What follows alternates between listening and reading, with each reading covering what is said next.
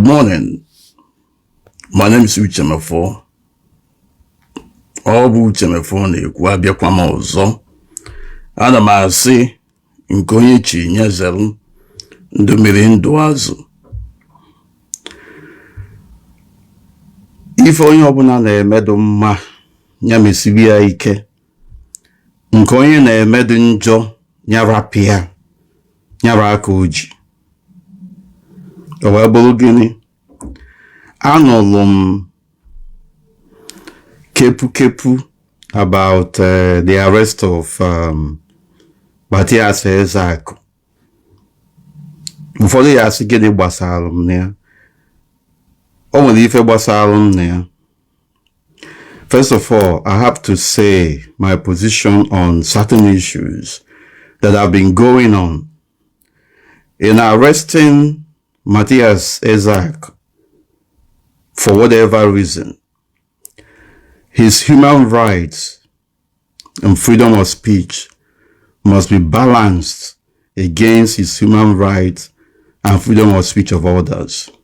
Very important. Everybody has a right to say their opinion, to point out issues of concern to him or to her. But in doing that as well, every other person has his or her own right to do whatever they feel that is not inimical to the progress of others. This is my second time that I will be addressing the issue of religious bigotry, hate speech, incitement against ordinary people or other people. The first time I did that was regarding IPOB, before it was turned into IPONC, Indigenous People of Nnamdi Kanu. I spoke about religious bigotry, hate speech, and the rest of it. A lot of people called me names, but today, that hate speech, that religious bigotry has destroyed that particular organization beyond repair. Because you cannot say that you want to solve a problem and at the same time hypocritically come with your own problem and pretending to be finding solution. It's not going to work. So let me go back to the reason why I'm making this all-important broadcast. Mathias Ezeaku na ndị otu nwere right ọ bụ oke n'ọlụ ha ikwu ihe. It is in their right to say what they want to say, that they feel that is inimical to the progress of the society. However, in doing that, they must balance the right that they feel they have against the right of others to also express themselves. And that is where it borders on religious bigotry, religious fanaticism, hate speech, and incitement against others. Mathias Ezeaku, Omenala Igbo, Omenala Igbo. My impression of what they are doing is one of bringing half-truths and turning it into something else. They're pointing out what they feel is not good in the society, at the same time introducing their own ill behaviors and conduct in the same society that you want to liberate. That is hypocrisy at the end of the day. So, ife Mathias na ndị otu na-eme bụ incite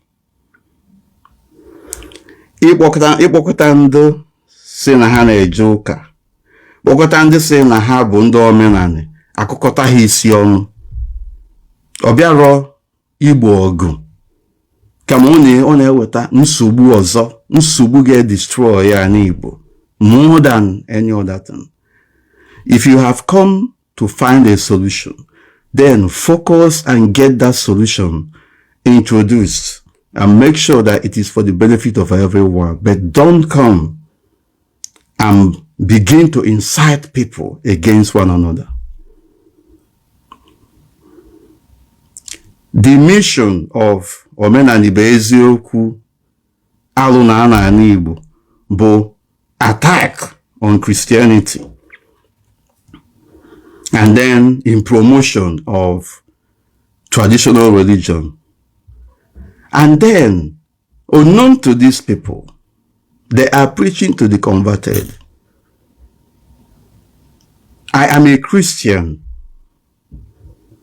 but I also believe in our tradition. Not everything that is done in Christianity that I accept.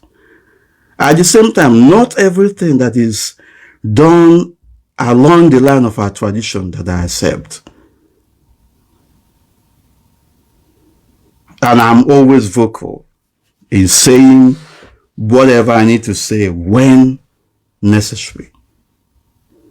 The reason why the church is not perfect, Christianity is not perfect, and then our traditional religion, Omenala, is not perfect, is because the custodians are human beings who are also fallible. They are not infallible. They are not perfect. And then it is inconceivable that anybody who knows that is not perfect will come to claim perfection and then impose it on others, and by force, by fire, by force, and the rest of it. It is unacceptable. Put differently, where your human right starts or ends is where where your human rights end is where another person's human rights starts. So everybody must be very, very careful, because just like I stated it in 2019, the worst war you can fight is religious war. And by implication, applying it to Igbo, to Igbo Land, the worst war the Igbo society will fight is a religious war, because that war is more destructive than any other thing. Because it will start from your family, the family unit, where you have father, you have mother, you have husband and wife, you have children, believing in different religious ideologies. And when they crash, you find out that the society will be destroyed beyond repair.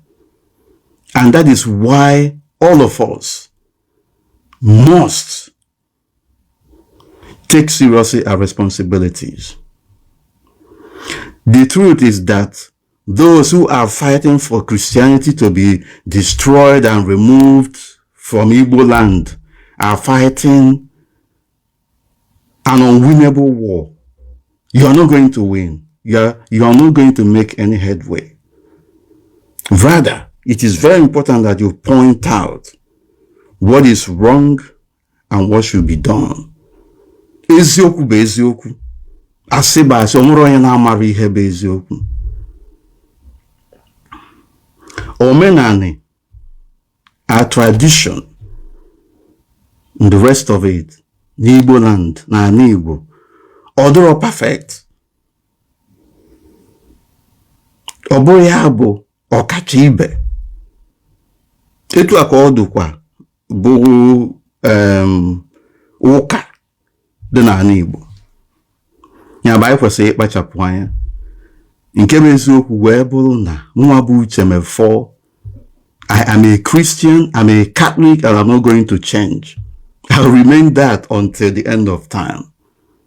However, I will continue to point out what I feel is not right. Even in the Catholic Church, even in Christendom, there are so many things that are not right.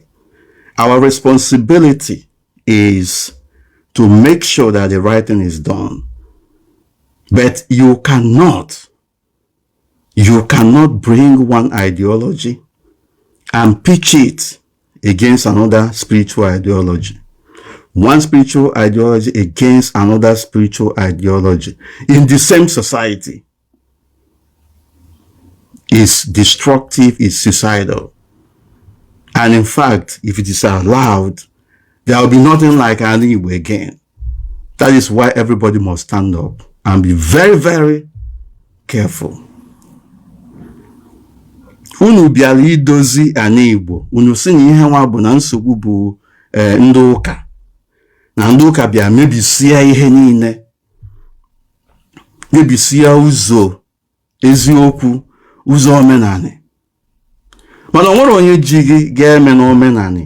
O nwere onye ji gị ekweta na ihe ị chọrọ ikweta. Ọ bụrụ arụsị ka ị ga-efe, ị na-efe arụsị. Ọ bụkwa ogwugwu ka ị ga na-efe, ị na-efe ogwugwu. Ọ bụrụ anyanwụ ka ị ga na-efe, ị na-efe anyanwụ. Ọ bụrụ mmiri, ị na-efe mmiri. Mana onye ọzọ nwere right ife ihe ọ bụla ọ chọrọ ife, provided na that thing is not encroaching on the right of others. Let me go into specifics, a very few things. The coming of Christianity in Igbo land has stopped a lot of, in fact, 80% of atrocities being committed in Igbo land. The remaining 20% are things that are not helping our society. And it does not therefore warrant the raising of war, the propagation of war against Christians in Igbo land, because Christians are also your brothers and sisters. If you look at development of Ndi Igbo, whether it is, whether it is appreciable or not, majority of the people who have contributed to the progress of our society are from the Christian fold. And then these are the people that also laid certain foundation that you are standing on today.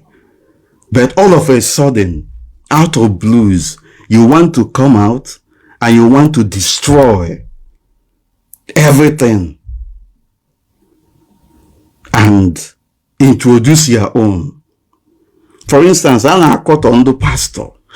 The pastor na ego na-eme abracadabra and the rest of it. Mana Mathias na ndị otu ya na ha akpọkọwa ndị mmadụ ana-collect ego, offertory and the rest of it. So kedu ihe a na-akọ ihe? Ị bịara ndozi ka ị bịara mmebi. Maka ọnwụ na ịpụta na-asị n'ụzọ omenala bụ ọkacha ibe, igosi ndị mmadụ ihe omenala ji wee bụ ọkacha ibe, short of ije ka ị bịa destroy other people and their lives and their beliefs. Kedu ihe ndị omenala mepụtago for the progress of Ndi Igbo? Kedu ihe ndị ụka mepụtago for the progress of Ndi Igbo? You need to have the result sheet in your heart. Jụọ onwe gị ajụjụ. Ya bụ na everything with an elastic limit. If you are worshiping your God, worship your God. Short of encroaching on the right of worship, religious freedom of others. That is where I say no. When you are encroaching on other people's right of worship, freedom of worship, in order to introduce your own, I will oppose it. It's as simple as that. It doesn't matter if I'm the only one standing. The reason why I don't believe 100% in Christianity and I don't believe 100% in Omenala is because the people there are human beings and they are not perfect. And then either way, there is no escape route. If you say that you believe in spirituality, yes, that's fine. There is nobody that doesn't believe in spirituality. Golden rule. Ime ihe ọ ga-abụ ime mmadụ o mmadụ mee gị ịmachi ọ ma amasị gị ime ya onye ọzọ. Mana ọ bụrụ ịbịasị na ịbịara ndozi mana ịbịara ka imebisi ya emebi. Ọ bụ ebe ya bụ nsogbu. So I don't know the reason why Eji arrest Mathias Ezeaku. Mana anything I name must be balanced against his human right, his freedom of speech, his freedom of worship against that of others. It's very, very important. Mana, the way Ndi Igbo ka a na-achọ ka destroy ya beyond recognition. Maka na ihunu na-achọ kịta ibido religious war. And I can assure you that you people will not win. You have started on a very wrong pedestal. Eche na onye chọọ ịla ahịa ọpụta olebe ya bụ ahịa ọkpọba dị afịa. Ndị mmadụ ewerizie agụgụ isi ha. Ndị mmadụ adụzie onwe ha mara ihe ha ga-eso. Mana nke a bụ na onye na-asịkwa na ndị a na-asị n'eziokwu ka ha na-ekwu mana ugboro ha na-atụ asị ha na-asị karịsị ife ọjọọ dị n'ụwa. Unu si na Christianity si ha omenala ndị ọcha na ọdụrọ mma. Ọkwa ndị ọcha weta ịntanetị, ndị ọcha bụ moto unu na-agba, ndị ọcha even Facebook a unu nọ apropagate unu na-apropagate agbasa ozi n'ọkwa onye ọcha. Ịjụ na onye ọcha jụ ka ha weta jụ n'ihe everything about them. Mana nke a unu ebu n'akọ. You don't want them there. You don't want them. You chọrọ ha. Mana ị chọrọ ihe ha ji wee bịa. Just imagine. That is why you people must have to go back and ask yourselves questions. You need to meditate. In your quiet time, jụọ chi na ajụjụ. Ihe a chọrọ ime. Kedu the best way? Kedu ọkacha mma? Kedu ụzọ kacha mma ga-eji wee ganya bụ ije? Ka m wee ruo ebe m na-aga. If you look at the way everybody is going, it's confusion upon confusion. Ndị na-asị m mụ hapụ ụka Christianity sobe ha inecha ya na ndụ ndị a ọdụka that is mmadụ bụ ikpo ahịfịa ka m na-agwa ihe ha. You have to prove to me that you are better, that you know what you are doing, for me to follow you. In your lifestyles, most of you preaching to others are not even better than the people that they are preaching to. So why the hypocrisy? Anumanu say Nambo confused man. You are the confused man, a mega confused man. Ndala unubia imebisi obodo. Omenani. Gịnị bụ dudu omenani a? Kedu na omenani a unu chọrọ igosi anyị ha na-amarọ? Ndụ na-eje ụka na-amarọ. Ọ bụ my tradition ka m anara efolo ka ọ gịnị? Ọ bụ asụsụ anyị ka m anaghị asụ? Ka ọ na m amarọ na mbụ onye Igbo? Mana ihe gbasalụ onweghị mmadụ nwere ike ime about it. Ihe gbasalụ okpukperechi omoro onye odel I decide. Onye odel ikpebiri onye ọbụla chi ọ ga-efe. ihe anyị kwesịrị na-ene anya bụ nke onye na-eme dị mma ya mesibe ike, nke onye na-eme na-adịrọ mma ya rapịa. Ihe anyị kwesịrị na-ene anya bụ egbebere ugobelu, mana ime arapụnụ egbe bịara ibe chọbazie ihe o bedoro n'elu eke ikurisie. Ime asị na obodo ga-adịrị gị mma bịa jụkwazịa na ọma adịrị onye ọzọ mma. Ebe a ka nsogbu dị. Ya bụ the head and tail of it is that what you people are propagating is religious war in Igbo land, and it is not going to augur well for anybody. And I can assure you that you are not going to win at the same time. Maka ya bụ ọkụkụ nọ na ngige ga-anọ n'egwu, ngige ya anọkwa n'egwu. So kwụsịnụ menemene n'iru kwa mpịtị n'azụ. Kwụsịnụ this hypocrisy, pretense. Ndị na-asị omenala bụ ụzọ eziokwu, alụ na n'ala Igbo, ọkwakwa the same people na-eme alụ dị n'ala Igbo, ọkwa the same people. Maka ị na-anya ịfụ na ọha nwa bụ naanị ya dọrọ mma. So kedu ihe a na-akọ? You people are confused. Eziokwu ga-adị ọ bụrụ na nna m dị confused, gị nwa nna gị agbụọ gị, generation gị dị confused. Maka ihe na-agwa gị bụ na unu ama emeri ihe a unu na-achọ, unu ama enwe mmeri na ọgba aghara alụ a unu na-achọ unu bute n'ala Igbo. Maka alụ ka ọ bụ unu na-achọ ịchụ alụ, and you want to replace it with another alụ. Ife unu bụ sị ndị asị. Ọ bụrụ na unu chọrọ ikwu maka a particular thing na-adịrọ mma ndị ụka na-eme, kwuo onye because ọ nwere onye na-amara ihe bụ eziokwu. For instance, ndị pastọ na-abịa na-pretend na a na-ekpere ndị mmadụ ekpere ka ha ọ bụrụchaghị eziokwu. There is a spiritual aspect of human being. There is also the physical aspect. Etu am nọ kịta, arụ amaghị abara m nrapụ ụlọ ọgwụ m ga-eje na-ekpekwu Chukwu ka o mee ka ọgwụ a ga-enye m lụọ ọrụ n'arụ m. Ma arapịa bịa nọdụ a na-ekpe m ekpere n'isi, a na-ezuzu ezuzu, onwe na-amara ife. So na allegation unu na-eme against ndị ụka abụchaghị eziokwu.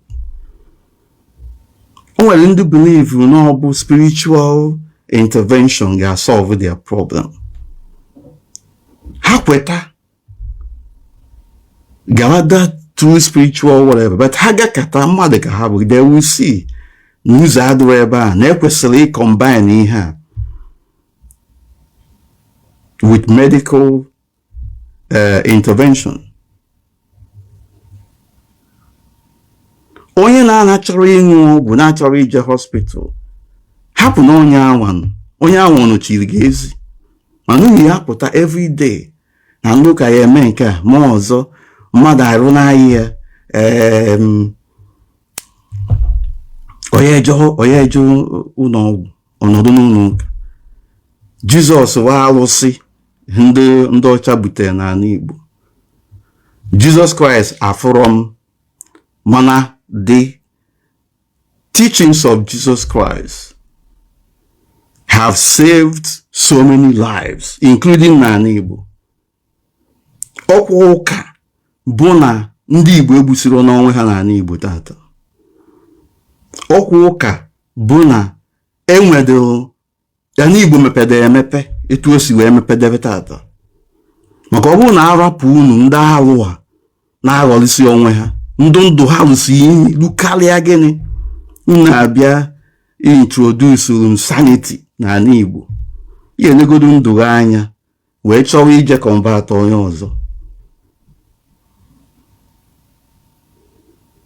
Alụ niile dị n'ala Igbo, ọ bụ nkụzi ndị ụka bụ ihe reduce ya. Ọgụ a unu na-akwado ka ebido n'ala Igbo, ọgwụkwanụ ndị ụka, ọkwọnụ ụka mee na ala Igbo anọrọ n'agha na anọrọ na nsogbu tata. Maka anyecha anya asị ka ọ dịba Chukwu agba nkịtị ya bụ na udo dị. Mana ọ bụrụ na esobi etu a unu si aga ime mmegwara gị ya anọkwa mụnwa ama aga anọ. Onye bụ na anyị Igbo ama onwere ihe dịka anyị Igbo tata ya ebe a unu na-aga rapụ na ya si n'ebe anwa pụta dụa na onwu na ọdụ maka unu ejiro ka a na-eji.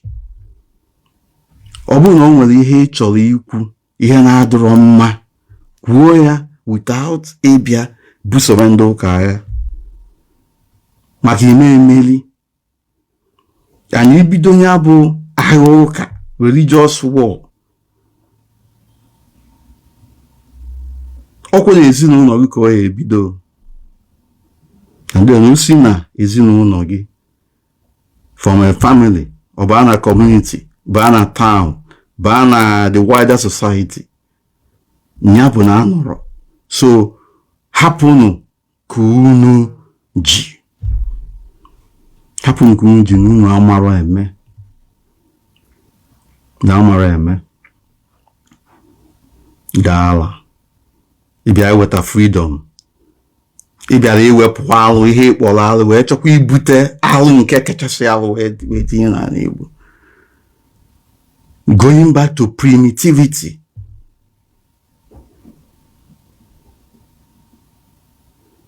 O nwere onye na-amara ihe, ndị niile na-eje ụka o nwere onye na-amara ebe ha si wee pụta. O nwere onye na-amara na omenala Igbo bụ omenala Igbo. Na unu chọzi ịbịa turn everything upside down overnight because each of followers maka all the criticisms unu nyelu ndị ụka unu na-emekwa ya. That is hypocrisy. Hypocrisy upon hypocrisy. Nke bụ eziokwu wee bụrụ na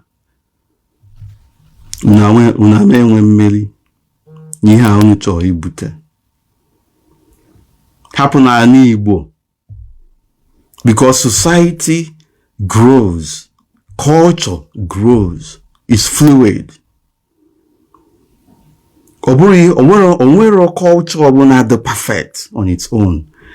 There must be allowance of influence of other culture to make up for limitations in certain areas. Don't go back to Stone Age because that is the mentality. All of you fanatics, all of you religious bigots, well, the same thing be here na IPOB mgbe IPOB wa IPOB. A na-ekwukwa o, etu ansi ha ekwu kita, ekwucha onwere onye ga-anụ. But it doesn't change who I am. You have Judaism and you want to impose it on everybody. Just imagine. Meanwhile, no kwaneti na Nigeria na ndị Alakụba, ndị Islam na na-achọ Islamize the whole of Nigeria. And actually Islamize the Biafrans and actually Islamize ndị Igbo. When I go one ekwu ga point this thing out. Kedu ihe go one achọ ime? You want to impose Judaism on everybody. And they must follow it. In Afrona, in Agwu, all of you. If wrong now this young yeah, but obu na amaro ihe unu ga-eme jenu juanu chu na ajụjụ. La ruo na ezigbo la. Yonu chi unu ka o gosi unu ụzọ unu ga-esi wee mee ihe a ka ọ dị mma. Maka aka unu ji aga, ọkpa unu na-azọ. Ọ ga-azọgbukwa unu. Aka unu ji aga, ọ ga-apịgbukwa unu, ọ ga-anachi ya azụ. Ihe unu na-echelu ndị ọzọ, ọ ga-abịakwa against all of you. And onwere onye ga-anọkwata. There must be religious freedom. The institutions of government in the society must be strengthened to make sure that there is equity and justice for all. That is what we should be looking up to, not religious bigotry, not hate speech, not inciting a group of people against others. Because that is what you people have started doing again. Very soon, kita, enwezi unu in large number. Ihe o means bụ onye ọbụla afọ sị na ya believe na Christianity, achọbụ ya ka egbu bepie isi. Oh yeah, this is what is going to happen. Anaghị ama ọkwa because the way unu si aga, ọ karịbagokwa ọdụ ka onye nwere ga-ama. Olubego ka onye nwere ga-ama. And then, nke bụ eziokwu wee bụrụ na unu bido ọgụ a unu chọrọ ka ebido, the rest of Nigeria will leave you to destroy yourselves. They will not come. Because a na-achọkwa etu esi wee megbutu ndị Igbo. Etu ndị Igbo ga-esi wee destroy onwe ha. Unu bido ihe, just like ihe ndị ESN, unknown gunmen, autopilot, Biafra Republic Government in Exile, IPONK IPOB mee n'ala Igbo. Agwala unu agwa. Unu na-akpọ m sabo, na-akpọ ndị ọzọ sabo. Kedu ndị bụzi sabo tata? N'ihe a, ESN set up, you will end up crystallizing into militia groups. And you will have warlords. Olulo 1 month, Olulo 2 months, the whole thing, maybe. Ejezute egbe n'oshi, ewe jene kidnap ndị mmadụ. Onye atọrọ, anasị ya ego, egbu onye anwa. The worst wickedness I have ever seen in this world. Ndị unu na-atọrọ ụmụnne unu. Ndị unu sisi na ha bụ enemy unu, ndị ilo unu hapụ ha. Unu bịa na-egbusisi ụmụnne unu gbusi unu asị na ndị Fulani herdsmen, Nigerian government, Nigerian police. Onye ka unu na-aghọli? Maka amaalụ, anyị ma alụ ndị Fulani herdsmen na-eme, mara alụ nke unu nwa na-eme. Nke ọgbụ a, nke ugbu a, nke kịta tata bụ unu nwa na-eme disa alụ. Anu na-emego mekarịsịsị ya ndị Fulani herdsmen. Mekarịrakwuzie Nigerian security forces. Maka na most of this thing, mkpamkpa unu na-akpa n'ala Igbo, ọbịa butere Nigerian Army, Nigerian Police, Nigerian DSS, combined team of security forces invading n'ala Igbo and continuing with perpetration of all manner of human rights abuses. So, anyị ekwu ofu, anyị ekwu ibia. Anyị ekwu ndị mmerụ na insecurity gbaghala dị n'ala Igbo. Ọ bụ udunwa bido ya. Ọ bụ udunwa bụ ndị invited Nigerian Army, Nigerian Police, Nigerian DSS and others to begin to operate in Igbo Land. Because of your own atrocities. Because you are going about killing, maiming, beheading, slaughtering your brothers and sisters. Hoping to blame the non-existent enemy. Onye ka na-aghọli? Ndala. Unu afụghị ihe na-eme now. Mgbe oge bụ na-etibe, they are killing us, water,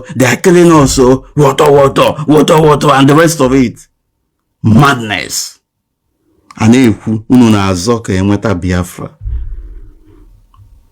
Na-azọ ka enweta Biafra. Ịpụta, ịhapụ ndị ilo unu ga-achọba. Ọ bụrụ ụmụnne unu ga na-ebesisi isi. Ụmụnne unu ka unu na-ekwu na onwere ebe ha ga-aga. Onye pụta, achọwa ya ka egbuo. The worst aspect, the criminal-minded aspect of all of you, Bozi. Unu kidnap siya ụmụ Igbo. Unu anara ha ego, anacha ha ego egbuo ha. Yet you are fighting for freedom. That is where all of us, some of us, are saying no. Because nwere onwe bụrụ n'ụdị a, nwere onwe bụ ọkụ, nwere onwe bụrụ igbusisi ụmụ Igbo, nwere onwe bụrụ ime alụ ka alụ n'ala Igbo, ya bụ nwere onwe kachelugodi, maka na ya mara na ihe bụ nwere onwe. Ya bụ going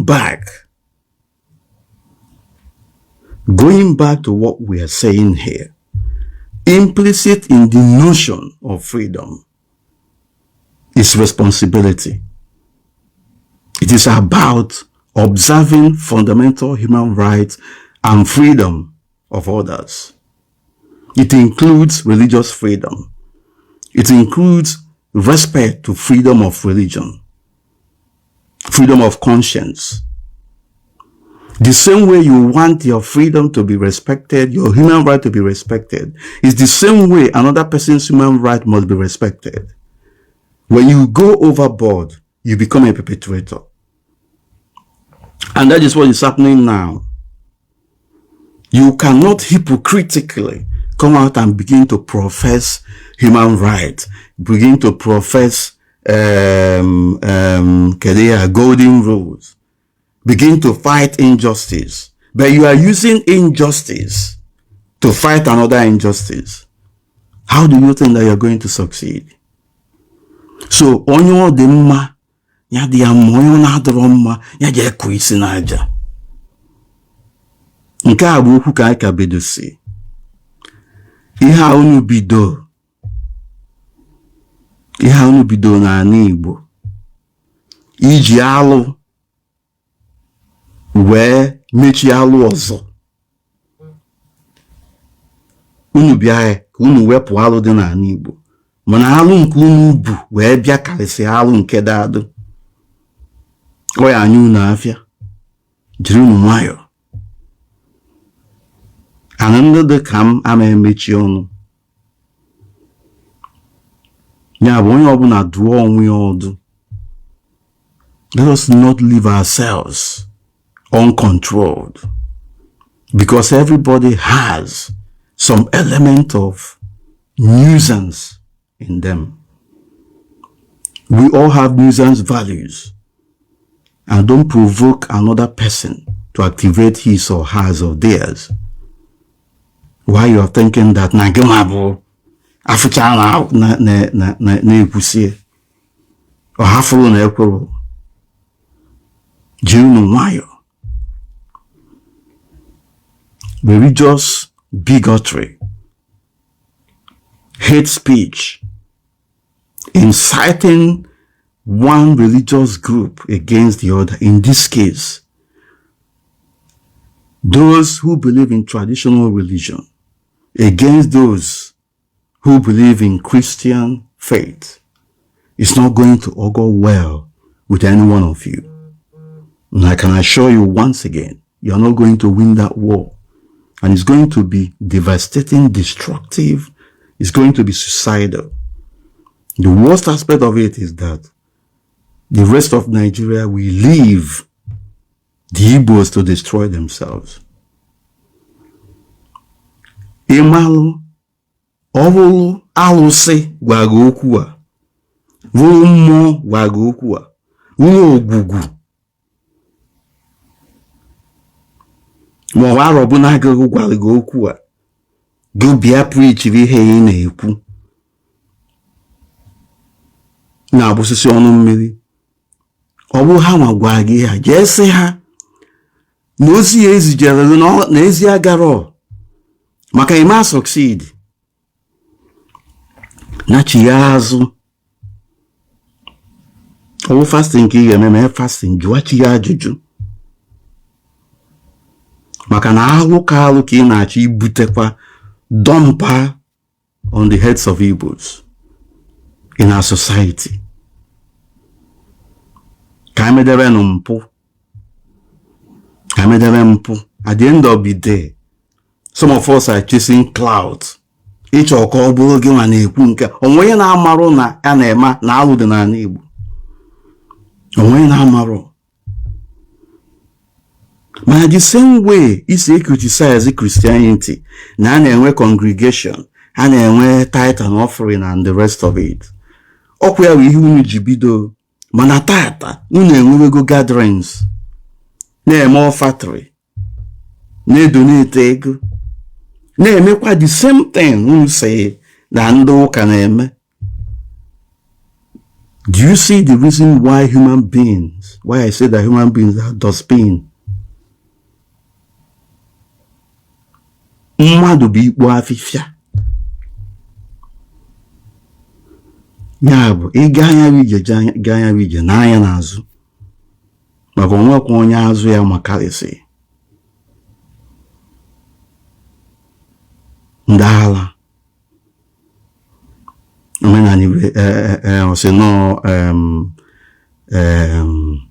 omenala bụ eziokwu alụ na ana Igbo. Mana unu ejigo afọ unu bụ onwe unu wee destroy kwa onwe unu. Mana unu, because unu are the greatest hypocrites ana Igbo record go in Igbo history.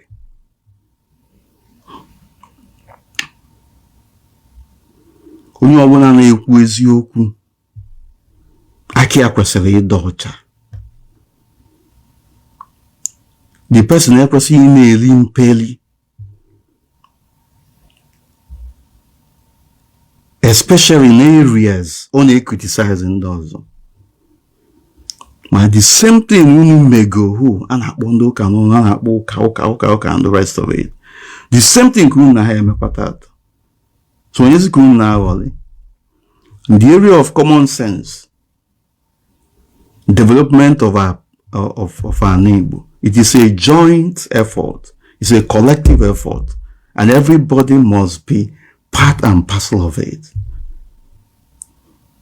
Who doesn't know that when a brother or sister is sick and does not have enough to take care of him or herself, that people cannot come together and contribute towards the welfare of that person? It's been happening. It's not new. So yours cannot be different. Omenala bụ eziokwu alụ na ana Igbo. Ma unu na-abago into selling of lands, business ka unu na-eme ka iwekere na ọnwa eziokwu. Osukwu, I am also disappointed in you. I'm also disappointed in you. Then ndị ala unu bịalụ, unu fụrụ alụ do na Igbo according to unu nwa. Chọọ ka ewepụ nyawa alụ, mana unu na-ebutekwa alụ ka alụ with you people to dump on the same Igbo land. Jụọ na onwe unu ajụjụ. Unu jụ Christianity, jụ ndị ọcha. Mana most of you nọkwa na abroad, unu nọkwa na white man's land.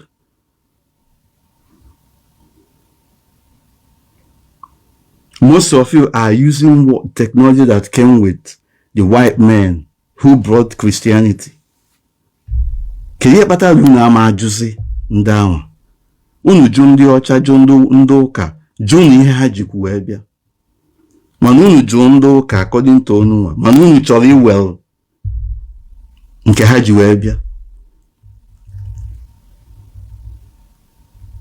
Dala ka ọ ka dị etu ahụ. Mana ebe m nwa nọ bụ na Mathias and his group, they have their right, freedom of worship, freedom of expression, but that right cannot be an impediment to other people expressing theirs. Etu aka o si wee dị.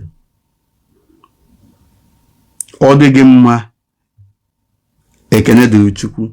Ọwụkwa na ọ dịrọ gị mma, jee kụọ isi n'aja. Ọmụ abụ uche mefọ. I can't change you, you can't change me. Ị ma akwụsị m, mụ abịa akwụsị. Nke ị na-emedo mma, mesibi ike, mana nke ị na-eme na-adịrọ mma raka iji. Alụ ga-ana n'ala Igbo, ekweta m, mana ya bụ alụ cannot be removed. Ama achụpụ alụ dị n'ala Igbo, ama ewepụ alụ dị n'ala Igbo by replacing it with another alụ. That is suicidal. That is self-annihilating. That is self-destructive. Udo dị l'unu, uche mefọ.